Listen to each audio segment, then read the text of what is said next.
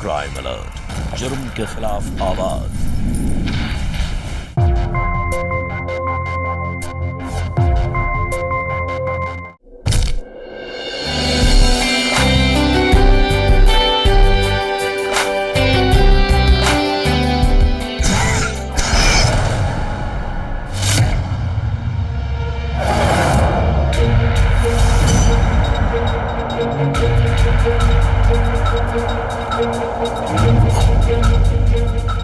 ये तो जिंदा है।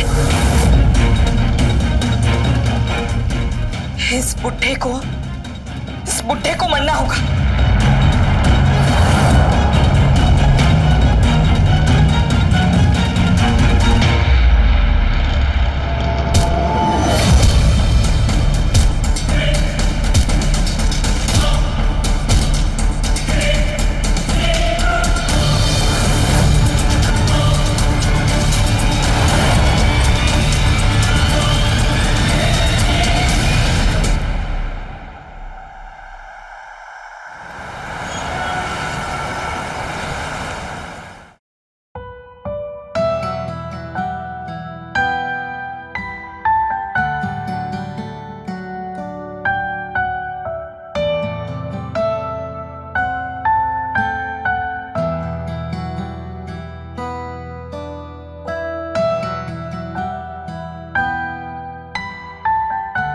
सुना है ना? हटिए, क्या कर रहे हैं आप? अरे तुम तो ऐसे शर्मा रही हो जैसे मैं कोई पराया आदमी हूँ। मैं हस्बैंड हूँ तुम्हारा। मैंने आपसे कितनी बार कहा है कि मुझे ये सब पसंद नहीं है। सुनैना, हमारी शादी को 2 महीने हो गए। तुम कब तक मुझे इसी तरह अवॉइड करती रहोगी? धीरज जी, वो आज मेरा मन नहीं है। आज फिर तुम्हारा मन नहीं है? तुम ऐसे कब तक मुझे अवॉइड करती रहो? धीरज, ये क्या हो रहा है? हाँ?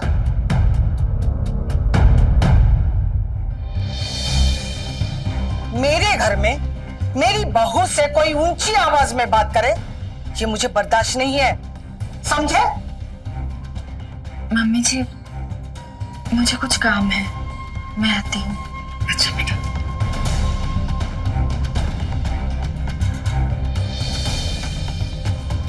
देखा माँ, कैसे मुंह मोड़कर चली गई। कभी कभी तो ऐसा लगता है कि वो इस घर में शादी करके नहीं किसी कैद में आई है।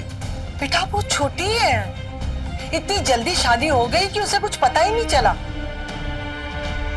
उसे पाने के लिए इसका दिल जीतने की कोशिश कर, सब ठीक हो जाएगा।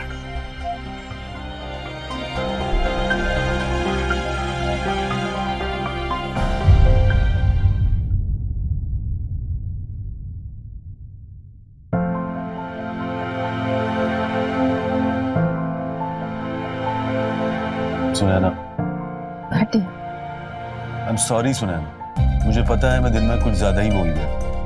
मुझे उस बात का बहुत दुख है। अच्छा देखो मैं तुम्हारे लिए क्या लेकर आया। क्या है ये? तुम देख लो। ये तो बहुत सुंदर है। लेकिन तुमसे ज्यादा सुंदर नहीं। मैं पहना दूं? पहन लूंगी। अरे रुको ना। अरे क्या कर रहे हैं आप? रुको। छोड़िए ना। अरे रुको। छोड़िए। अरे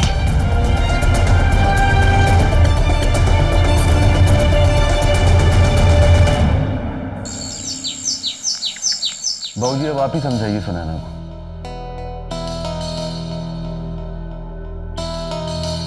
सुनैना, मैं तुम्हारा पति हूं और वो तुम्हारा ही घर है। तुम जब चाहो आ सकती हो वहां, लेकिन इस बार सोच समझ कर आना।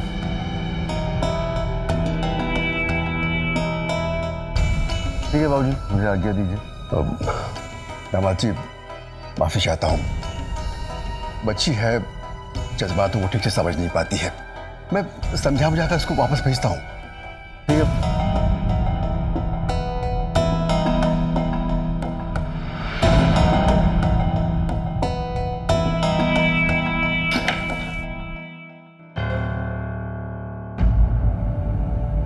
पागल हो गई है क्या? ये क्या बेवकूफी लगा रखी है? आप अपना खून ठंडा रखिए, मैं इससे बात करती हूँ। अरे तुम क्या बात करोगी? मैं बात करता हूँ। क्या बात करेंगे आप? हाँ, एक बुढ़े से मेरी शादी करवा दी और आप मुझे सुना रहे।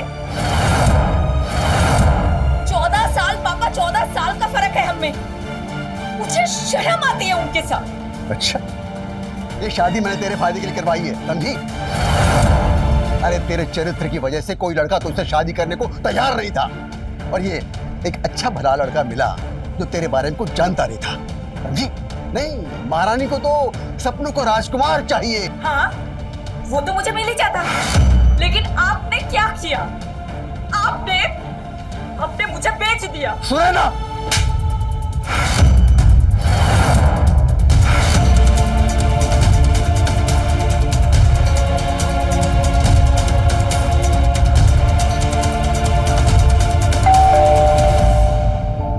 आप शांत हो जाइए, दरवाजे पे कोई आया है।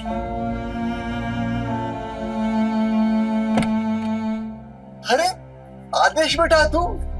जी अंकल। अच्छा अच्छा, अंदर आ। कैसा है तू? बस बढ़िया अंकल। और घर में सब ठीक ठाक है ना? सब ठीक है।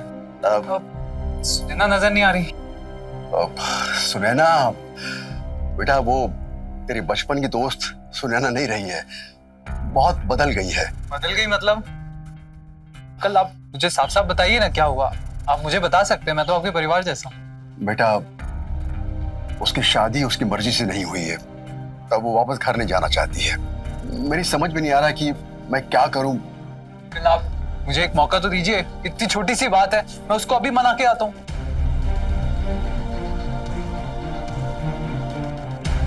ठीक है, तू कोशिश करके देख ले।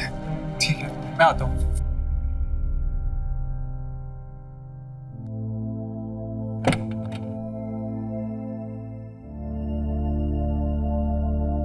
सुने ना। आदेश,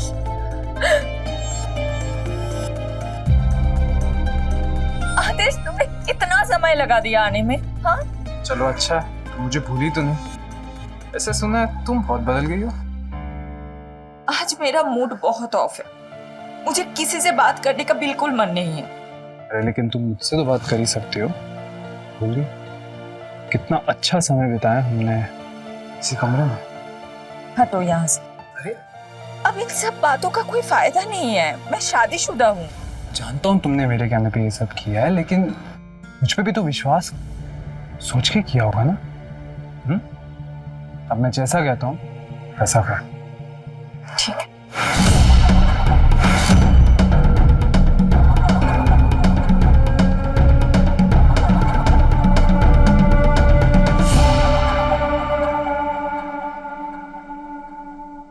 मुझे माफ कर दीजिए, मैंने आपको बहुत तकलीफ दी।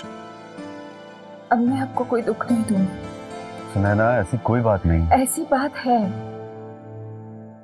कैसी पत्नी हूं मैं, अपने पति को ना प्यार दे पाई ना सुख। अब मैं आपसे वादा करती हूँ, अब मैं आपको शिकायत का कोई भी मौका नहीं दूंगी। अरे ये क्या कर रही है? सुनैना, देखना अब हम दोनों साथ में कितना खुश रहेंगे। अरे आप खड़े खड़े बातें ही करती रहोगी? इनके लिए चाय नाश्ते का इंतजाम कर दो। मैं चाय लेके आती हूँ।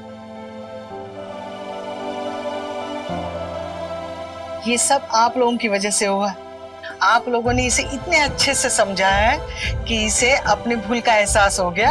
अरे नहीं नहीं बहन जी, हमने कुछ भी नहीं किया है। जो किया है सुनैना के पुराने दोस्त आदेश ने किया है। अच्छा, हाँ, बड़ा ही नेक लड़का है। उसने इसे ऐसे समझाया कि खुद ही दौड़ी चली आई। फिर तो हमें भी मिलना पड़ेगा आदेश से। भाई हम भी तो देखें कि आखिर कौन है वो जिसने हमारी पत्नी का मन बदल दिया।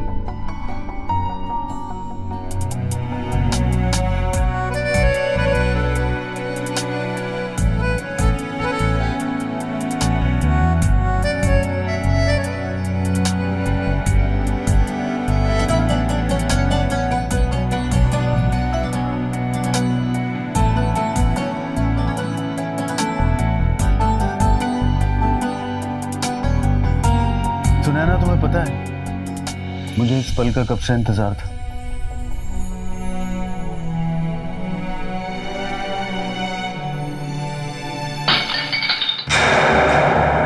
ये क्या था? रुको मैं देखता हूँ। मुझे बहुत डर लग रहा है। नहीं नहीं तुम घबराओ मत, मैं अभी चेक करके आता हूँ। अरे धीरज, ये कैसी आवाज थी? कुछ नहीं माँ, तुम सो जाओ, मैं देखता हूँ। अच्छा।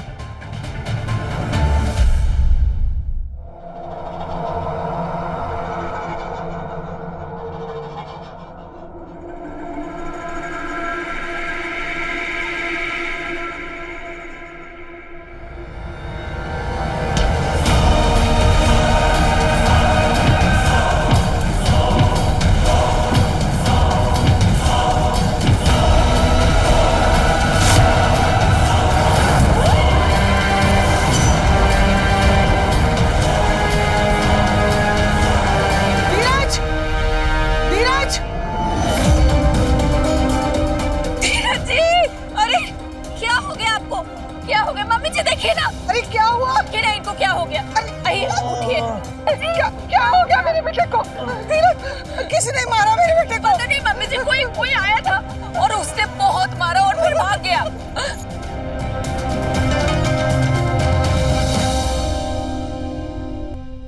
हाँ प्रशांत, देखो जितने भी चेक्स हैं वो घर पे भेज दो। हाँ मैं 1-2 दिन घर पे ही रेस्ट करूंगा, अभी ऑफिस नहीं आऊंगा। हाँ ठीक है, मुझे अपडेट करो। धीरज, हाँ माँ। आखिर क्यों नहीं कर सकते हम पुलिस कंप्लेंट? देखो माँ, हम ऐसा कुछ नहीं कर सकते। देखो जिसने हम पे हमला किया, हो सकता है उसने गलती से किया हो, और अगर हम उसकी कंप्लेन कर देंगे तो वो और भी भड़क जाएगा। और देखो तुम और सुनैना घर में अकेले रहते हो, इसलिए मैं और कोई रिस्क नहीं ले सकता। मैं तो डर ही गई थी, पता नहीं आपकी ये चोट कब तक ठीक होगी। ऐसी कोई परेशानी की बात नहीं है, अब मैं बिल्कुल फिट हूँ। चलो पहले दवाई ले लो। अरे माँ, ये दवा खा के मुझे बहुत नींद आती है। अरे बेटा, दर्द की दवा से नींद आती है। अब बच्चों की तरह जिद मत कर, चल दवाई ले, दे दे।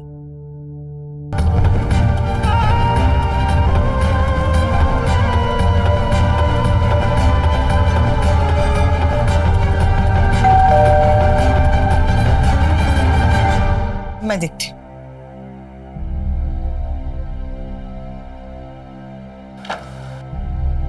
नमस्ते आंटी जी।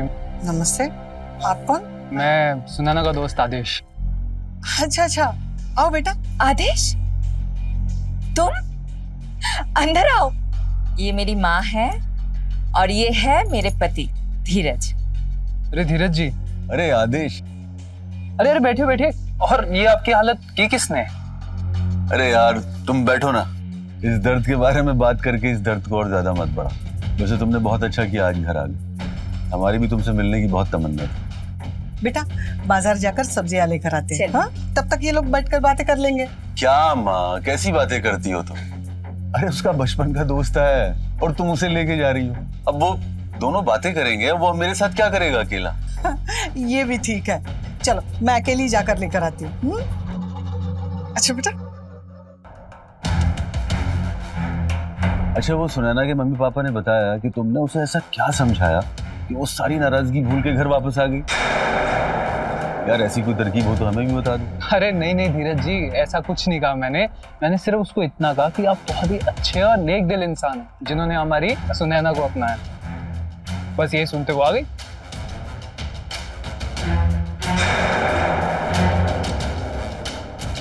आप अंदर जाके सो जाइए ना, देखिए कितनी नींद आ रही है आपको। मैंने तुम्हें बताया था ना, ये दवा खाने के बाद मुझे बहुत नींद आती है। वैसे तुम लोग बातें करो ना, मैं इधर ही आंखें बंद करके लेटता हूँ।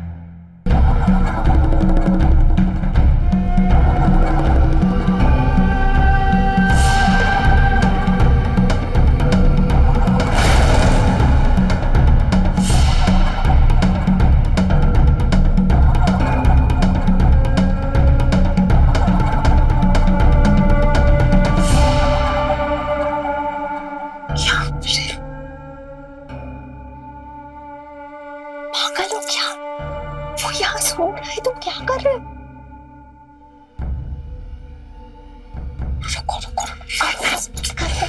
रुको, अरे आओ मेरे साथ, आ जाओ, दरवाजा बंद कर दो। कैसा है मेरा रूम? तुमसे कम खूबसूरत। ये आ जाओ, यहाँ बैठे।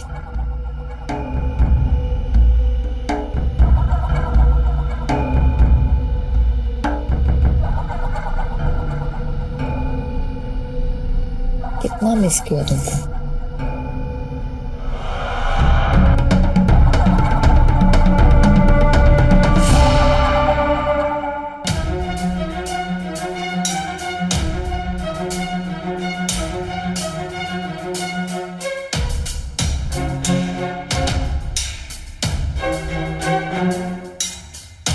ये दोनों कहाँ गए? सुनैना, सुनैना,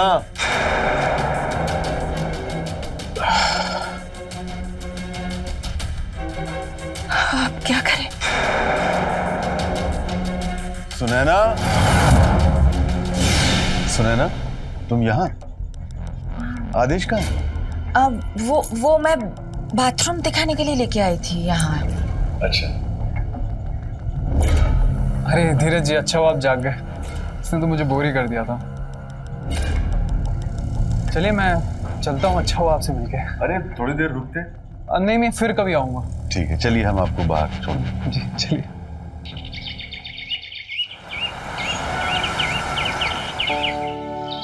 अरे धीरज बेटा, माँ, कैसे फील हो रहा है? अब तो पहले से बहुत अच्छा हूँ। भगवान का लाख लाख शुक्र है कि तुम ठीक हो गए हो। चलो। अरे माँ, कभी कभी उस डॉक्टर का भी धन्यवाद कर दो ना, जिसकी दवा खा के मैं ठीक हुआ हूँ। अच्छा बेटा, मंदिर मैं जाऊं, प्रार्थना मैं करूं और डॉक्टर धन्यवाद ले जाए? ओ बेटा, तुमसे कोई नहीं जीत सकता माँ। धीरज, मुझे कुछ जरूरी बात करनी है। हाँ बोलो ना माँ। वो आदेश लड़का है ना, कुछ ठीक नहीं है। क्या हुआ? अरे वो आजकल रोज आ जाता है और दोनों घंटों बैठकर बातें करते रहते हैं। अरे माँ, ऐसी कोई बात नहीं है, बेकार में शक कर रही है। अब देखो ना, वो हमारी और तुम्हारी तरह उतने मैच्योर तो नहीं, और आजकल के लड़के लड़कियां अच्छे दोस्त भी तो होते हैं। वो बात नहीं है बेटा, जिंदगी में कुछ कमाया है तो तजुर्बा कमाया है मैंने, और मेरा तजुर्बा ये कहता है कि वो लड़का ठीक नहीं है। दोस्ती की भी एक हद होती है।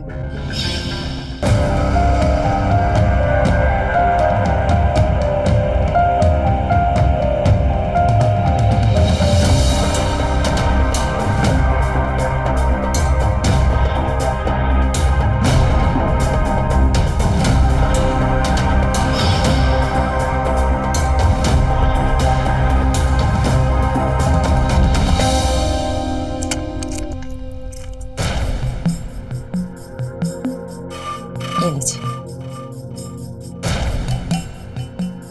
आज रहने देता हूँ ना, नहीं तो मैं फिर गहरी नींद में सो जाऊंगा और तुमसे दूर सपनों की दुनिया में चला जाऊंगा। मेरी बात सुनिए, चुपचाप दवा लीजिए, ठीक होना है कि नहीं? हाँ ठीक होना है, लेकिन तुम इतने दिनों के बाद मेरी जिंदगी में वापस आए और आज मैं फिर सो जाऊंगा। आप चिंता क्यों करते हैं?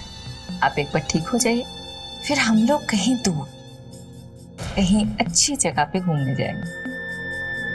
लेकिन पहले आप दवा लीजिए और आराम कीजिए। हाँ मैं दवा ले लूंगा, तुम जाओ, शायद माँ बुला रही है। ये लीजिए पानी।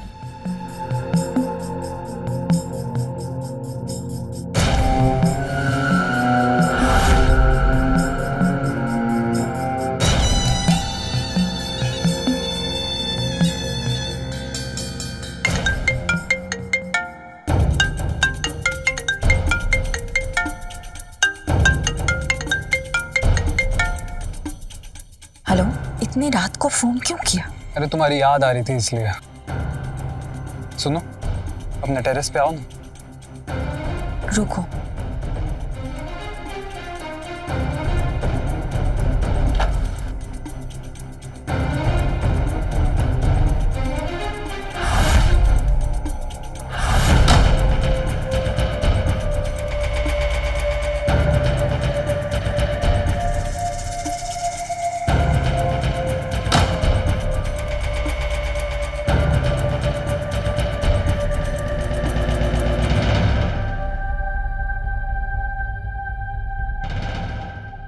तुम यहाँ क्या कर रहे हो? हाँ, कोई तुम्हें देख लेता तो? अरे देखने दो ना, अब तुमसे दिल लगाया तो डरना किस बात का। तुम ना बिल्कुल पागल हो, कोई बात नहीं सुनते हो। हाँ मैं हूँ पागल तुम्हारे लिए, अब थोड़ा और पागलपन करने दो।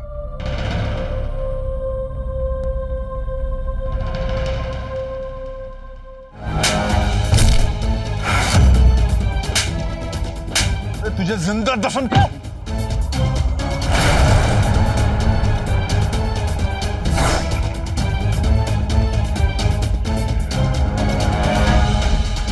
धीरज जी, वो मुझे नहीं पता था कि वो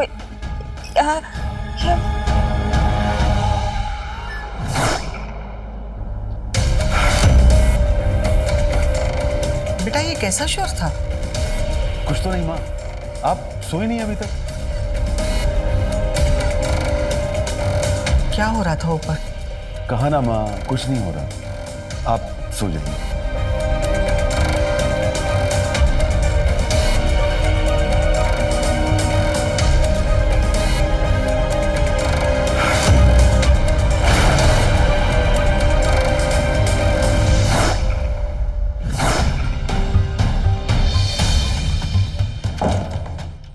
What's your problem सुनैना? मैंने तुमसे कहा था ना कि इस बार घर वापस आना तो सोच समझ कर आना। मैं माँ की वजह से, इस समाज की वजह से, अपनी प्रतिष्ठा की वजह से चुप रहता हूँ। इसका मतलब ये नहीं है कि तुम मेरी मजबूरी का नाजायज फायदा उठाओ। मैं तुमसे फिर कह रहा हूं कि मेरे प्यार को टेकन फॉर ग्रांटेड मत लो।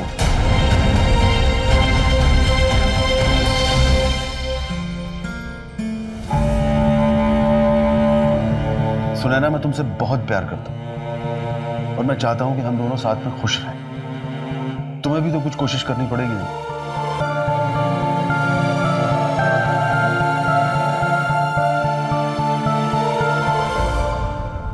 शादी एक ऐसा रिश्ता है जो एक नए रिश्ते को जन्म देता है और उस नए रिश्ते का नाम है पति पत्नी का रिश्ता।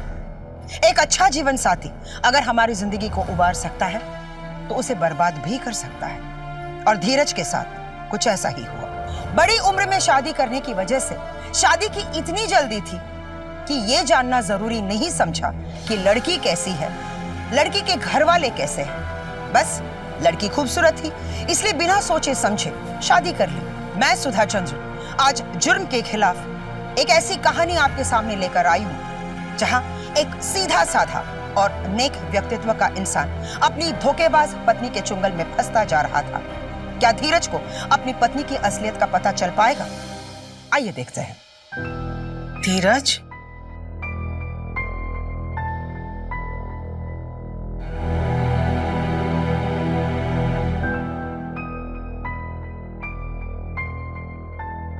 धीरज माँ, बेटा मैं कुछ दिनों के लिए तीरथ पर जा रही हूँ। घर के इस अशांत वातावरण मुझसे देखा नहीं जा रहा है। धीरज, क्या हुआ? अरे बताना क्या हुआ, मैं तेरी माँ हूँ। सब ठीक है? मुझे पूरा विश्वास है सब ठीक हो जाएगा और मैं इस घर की शांति के लिए प्रार्थना करूंगी और इसी बहाने तुझे और सुनैना को थोड़ा समय मिल जाएगा। अच्छा, मैं तैयारी करती हूँ जाने की।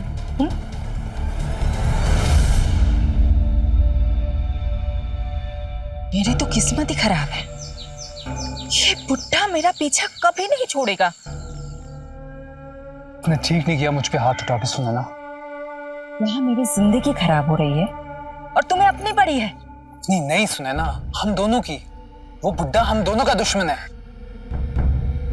सुनो ना, एक काम करते हैं, हम दोनों कहीं भाग जाते हैं। नहीं, भागना नहीं, बदला लेना। पर कैसे? एक तरीका है, साले को मार डालते हैं। क्या? कैसी बातें कर रहे हो? तुम पागल हो क्या? अरे तुम चिंता मत करो, मैं सब संभाल लूंगा, किसी को कानों कान खबर नहीं होगी।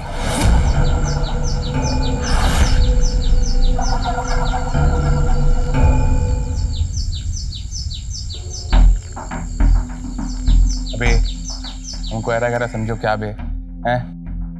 काम कराना कराओ, नहीं तो भाड़ में जाओ। निकल। भैया चलाओ। बनवारी आदेश कौन बताया हमारे बारे में? वो हमारे एक दोस्त है, वो बताया आपके बारे में। दोस्त ने भी बताया होगा। बनवारी का समय खराब नहीं करते। काम की बात पे आओ। धीरज सिंह है ना, गांधीनगर वाले, उनको मिलो। टेक्सटाइल कंपनी के मालिक धीरज सिंह। जी जी धीरज सिंह, गांधीनगर। जी जी जी। 5 लाख लगेगा। 5 लाख तो है। बनवारी की कीमत 5 लाख है। काम कराने कराओ, नहीं तो जाओ।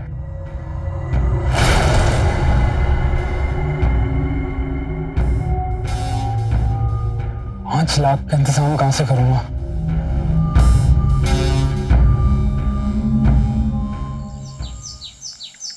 दामाद जी, बहुत मुसीबत में फंस गया हूं। अब तो आप ही मेरी उम्मीद हो, मदद कीजिए। भाजी आखिर हुआ क्या है, बताइए तो सही। 10 लाख रुपया चाहिए, वरना वो लोग मेरा जीना हराम कर देंगे। आप चिंता मत करिए, लेकिन मुझे कुछ सोचने का समय दीजिए। मैं कुछ करता हूं। जीते रहो बेटा, जीते रहो। अच्छा, मैं चलता हूं। आइए पापा, मैं आपको छोड़ देती हूँ। हाँ बेटा। देख बेटा, बात तो कर ली है मैंने। अब बाकी सब कुछ तेरे ऊपर है। टेंशन मत। क्या लगता है तुझे, देगा ये पैसे?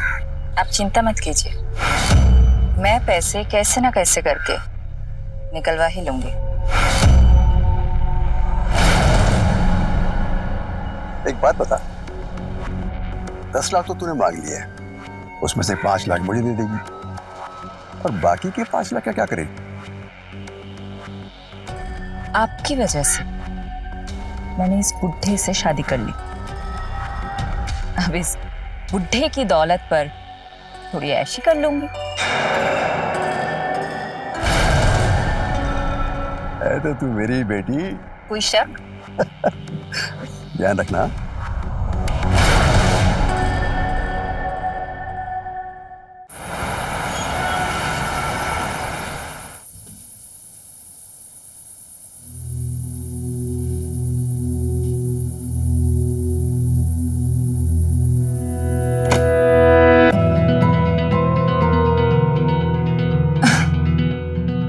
आइए ना, मेरे पास बैठिए।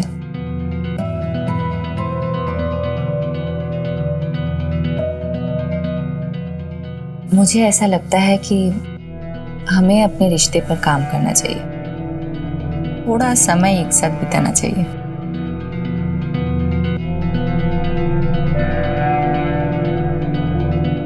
सुनना, मैं तो कब से यही सोच रहा हूँ।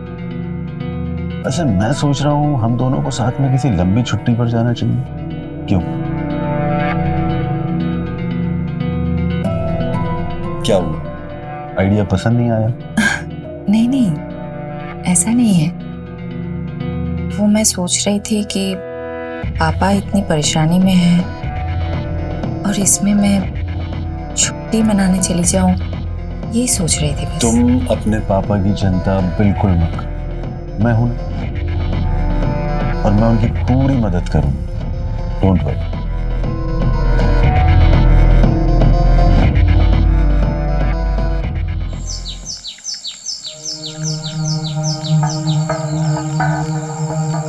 किधर रह गया ये?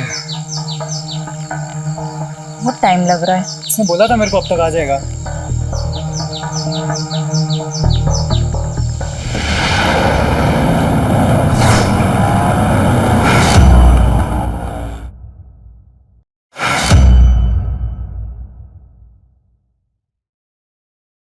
पूरे 5 लाख।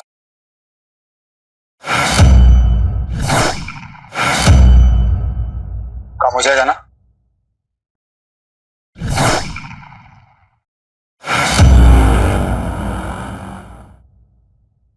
सुनो सुनो ना, तुम अपने पापा मम्मी के घर चले जाओ, तब तक ये बनवारी अपना काम कर लेगा। ठीक है।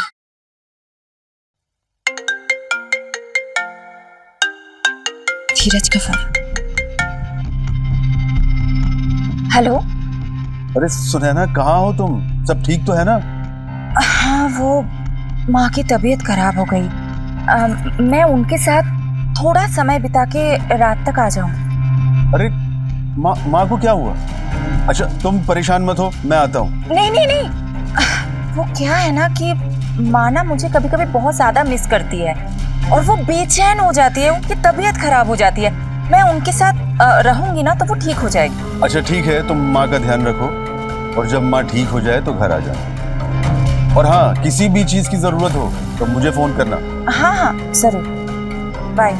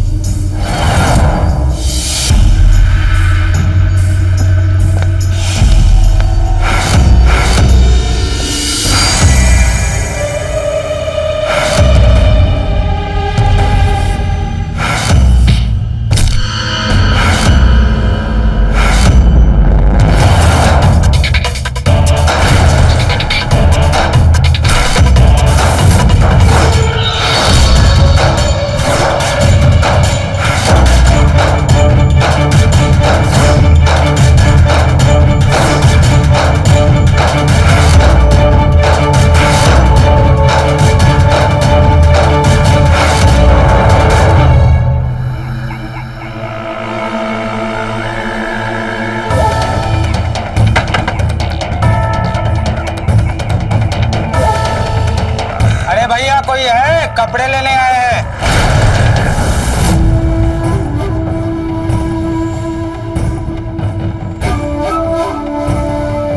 लगता है कोई नहीं है।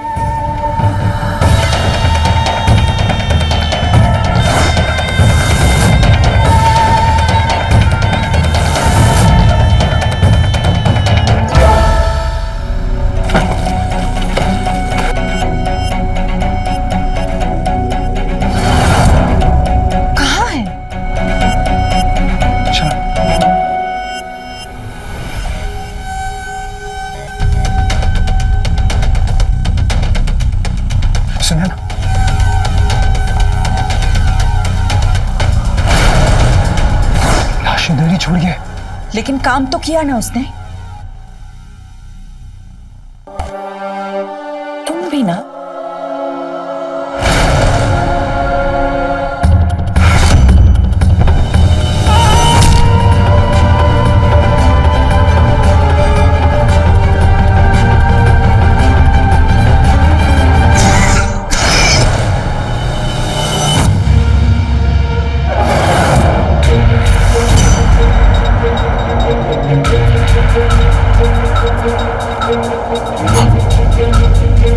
ये तो जिंदा है। इस बुड्ढे को मरना होगा।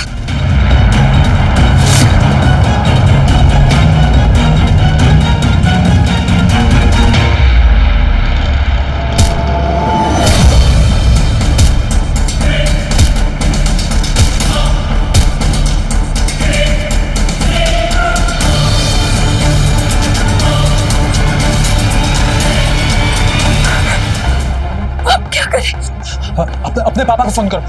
पापा को क्यों कॉल करूं? उन्होंने भी लिए थे ना 5 लाख। करो फोन जल्दी। हेलो पापा जल्दी आना, प्लीज जल्दी आइए।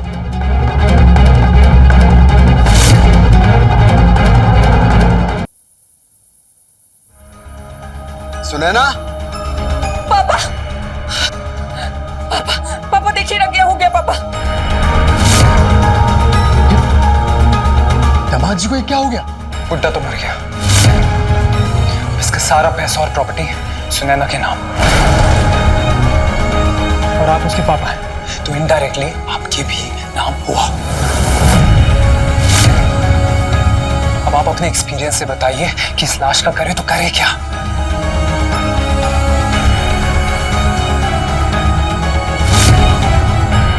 इस लाश को गाड़ने के लिए एक जगह है मेरी नजर में।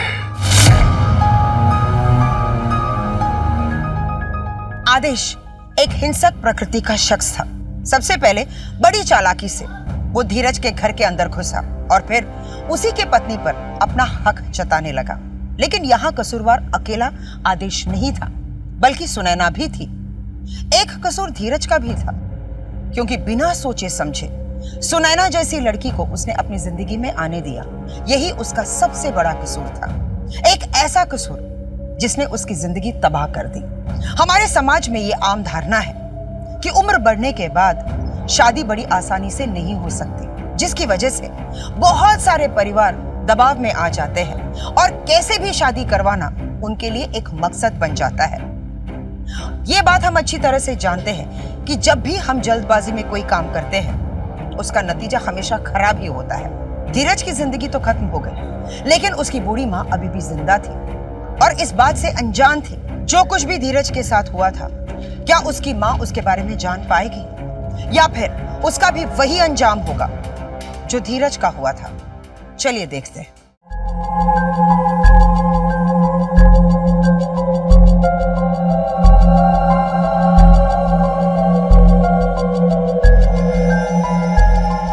इंस्पेक्टर साहब, पता नहीं धीरज कहाँ चला गया।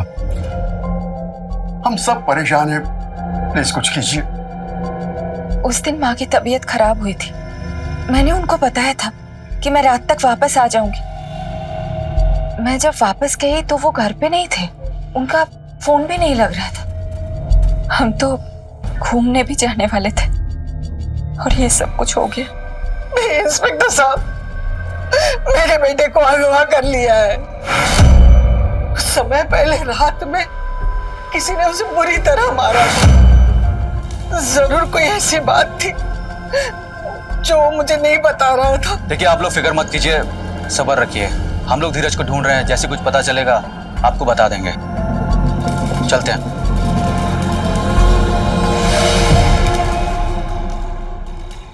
भगवान, तूने आज तक हमें सब कुछ दे दिया, समृद्धि।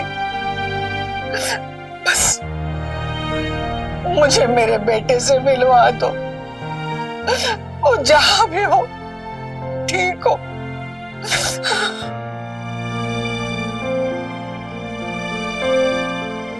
सुने ना बेटा,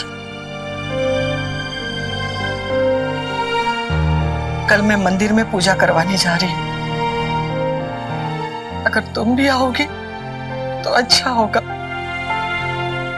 हम दोनों की भक्ति से शायद भगवान प्रसन्न होकर हमें हमारा धीरज लौटा दे। ठीक है मम्मी, आप जैसा कहें।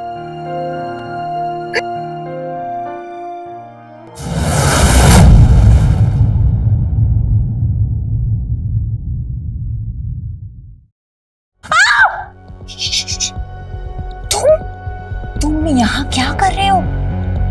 अंदर कैसे आए तुम? क्या फर्क पड़ता है कैसे आया? आ गया ना बस। फर्क पड़ता है। तुम जो भी कुछ कर रहे हो ना, सोच समझ कर करना चाहिए। बुढ़िया जाग गई तो क्या करूंगी मैं? अरे यार, तुम्हारे लिए इससे बड़े बड़े रिस्क लिए मैंने, क्या चीज है। वैसे भी अब तुम्हारे बगैर नहीं रह जाता तो क्या करूं? देखा, मैंने बोला था। चलो चलो चलो, छुप जाओ छुप जाओ।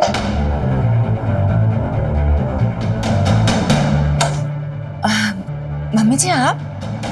क्या हुआ? चीखने की आवाज आ रही थी। वो मम्मी जी, वो पेट का कोना लग गया था, इसलिए चीख निकल आई। हे भगवान, सब ठीक तो है ना? देखो तो, ज्यादा तो नहीं लगा जी?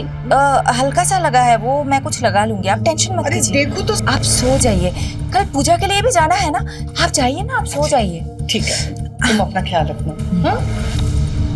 अच्छा, कल सुबह ना मैं तुम्हें उठाने आ जाऊंगी। नहीं मम्मी जी, मैं उठ जाऊंगी, आप टेंशन क्यों ले रही है? अच्छा ठीक है बेटा।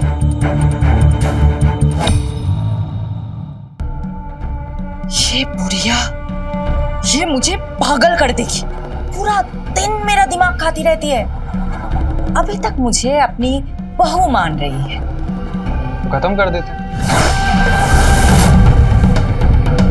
क्या? दो खून? बेबी, तुम्हारे लिए 7 खून माफ है।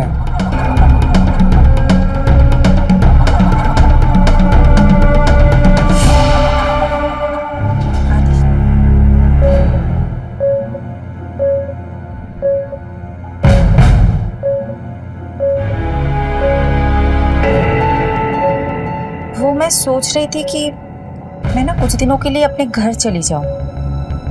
वो क्या है ना, इस घर में उनके बिना मन नहीं लगता है।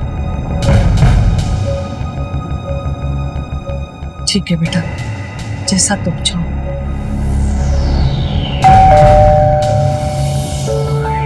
देखो तो बाहर कौन है? हाँ मम्मी जी।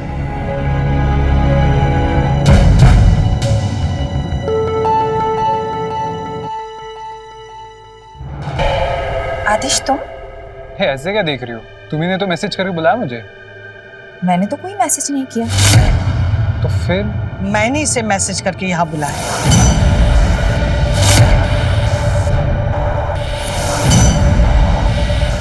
मैं सब जानती हूँ मेरे बेटे के साथ तुम लोगों ने क्या क्या किया। कल रात को वो सारी बातें मैंने फोन पे सुन ली थी। आप जाइए ना, आप सो जाइए। ठीक है, तुम अपना ख्याल रखना। हाँ?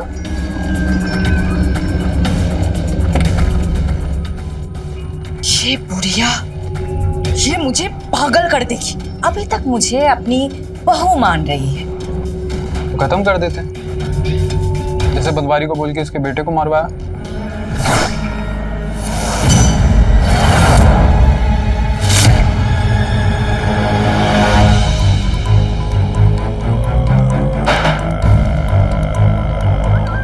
बढ़िया, तुमने मुझे नहीं अपनी बात को बुलाया है।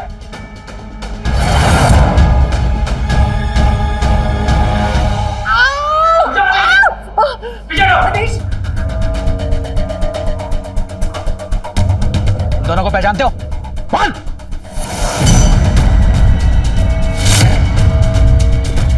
हाँ सर, सिर्फ पैसे दिए थे मारने के।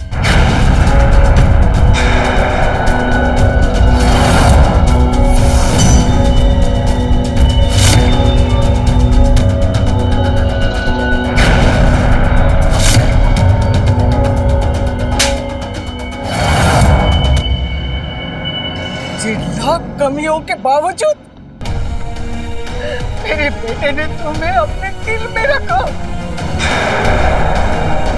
उसके प्यार का ये सिला दिया तुमने। भगवान से यही प्रार्थना करती हूँ कि तुम दोनों को कड़ी से कड़ी सजा मिले और पूरी जिंदगी जेल में सड़ो, समझे? इंस्पेक्टर साहब, ले जाओ इन दोनों को। ले चलो दोनों को।